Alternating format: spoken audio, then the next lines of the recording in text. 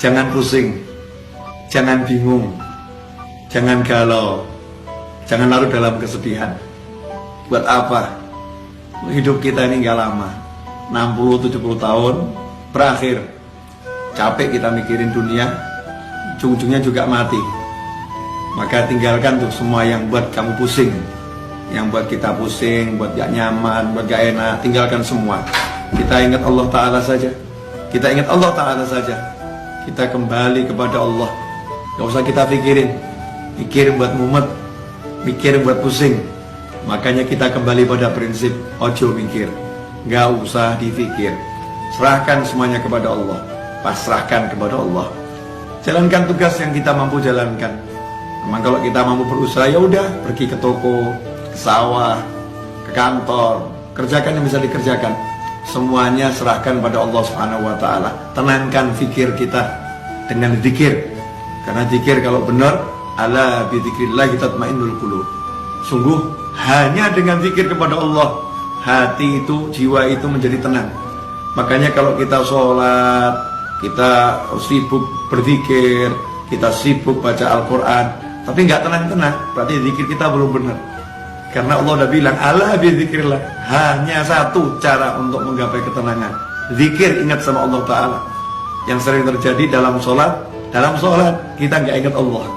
Dalam sholat justru kita ingat masalah kita. Dalam tahlil, dalam tasbih, dalam istighfar, dalam sholawat, dalam berzikir kepada Allah Ta'ala, justru yang kita ingat masalah kita, bukan Allahnya. Tinggalkan tuh semua masalah, fokus pada Allah, pada Allahnya, zikirnya. Yang kita zikiri Allahnya, kita ingat Allahnya.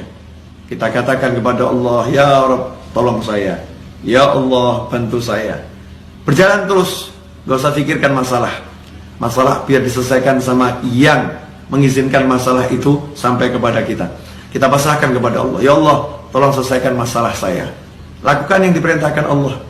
Kalau kita bertakwa, Allah udah jamin, wa may yattaqillaha yaj'al lahu makhrajan wa yarzuqhu min haitsu la yahtasib. Siapa yang bertakwa kepada Allah, apa itu takwa? Laksanakan perintahnya, jauhi larangannya. Dan kita introspeksi diri, sejauh mana kita meninggalkan larangan Allah, dan bagaimana hati kita, tubuh kita terhadap apa yang diperintahkan Allah Subhanahu wa Ta'ala. Perbaiki itu. Seiring dengan perbaikan itu, maka lihat hasilnya. Yaj'allahu makhraja. Allah berikan untuknya, Allah jadikan untuknya, Allah munculkan untuknya makhraja, jalan keluar. Allah yang munculkan, Allah yang berikan, Allah yang buat untuk dia jalan keluar.